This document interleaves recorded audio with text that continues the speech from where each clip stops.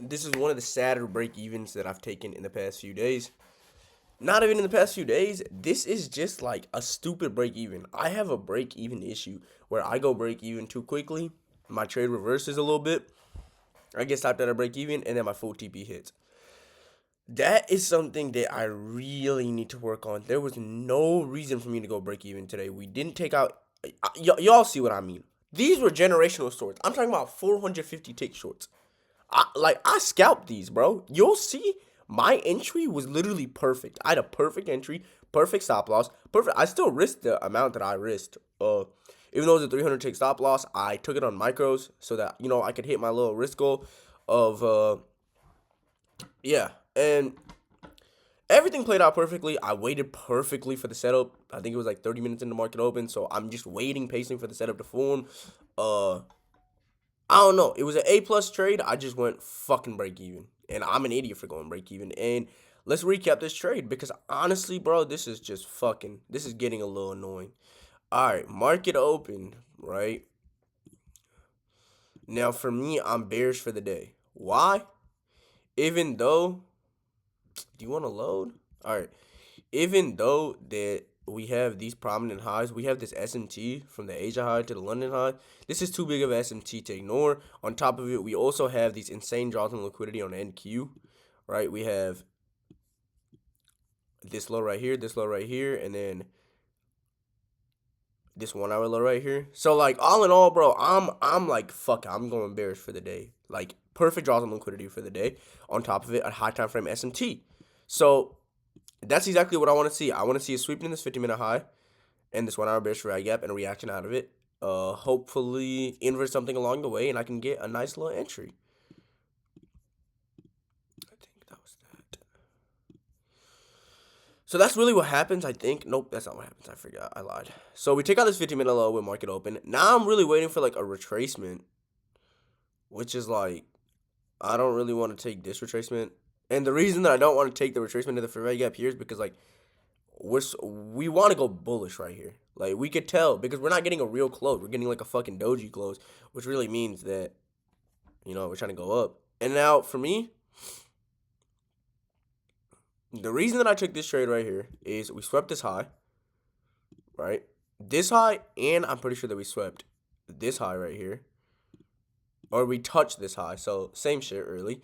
And then now I want to see an inversion of this gap. Because, bro, if we were going to be bullish from here, we would straight invalidate this gap. For a reason, whenever we get to invalidate this gap, we're getting reactions towards the downside. It makes me think that this is where we want to go towards the downside. All I need is a perfect invalidation, which we don't get there.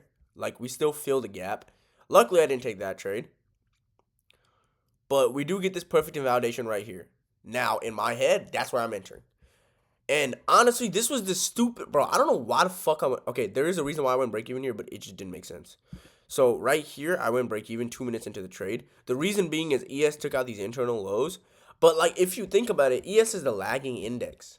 NQ is the leading index. I have no reason to go break even. If NQ is the leading index, right? If NQ is the leading index for the day, everything that I should do should be based off of what NQ's price action is doing. It's not an SMT type of thing because NQ is the leading index. Right? So I go break even, and then we just completely shit towards the downside. So honestly, when I'm like reviewing the trade, my break even spot should have been this low right here, this internal low. Because then again, NQ is the fucking leading index. And I could have easily sat here, lied to y'all, say that I caught this trade, boom, boom, boom. But like the entire point of this YouTube shit is to keep myself accountable and to really review my trades. Like before I would skim over them, but like now I'm having like 10 minutes where I could basically go over every single thing that caused me not to lose, because I didn't really lose here. Like I was break even, probably. I think I probably made like $5 because I set my stops a little ahead. But still, mainly what I should have done is either let my nuts hang for a little bit and put it above this fair value gap, or just not go break even because no internal high was taken out on NQ. Matter of fact, we're just rejecting towards the upside a little bit just to get a little more reaction towards the downside. Probably feeling this fucking like equilibrium or some shit. I really don't like what the point of this was, but or no, I get it, I get it, I get it, I get it, I get it. This probably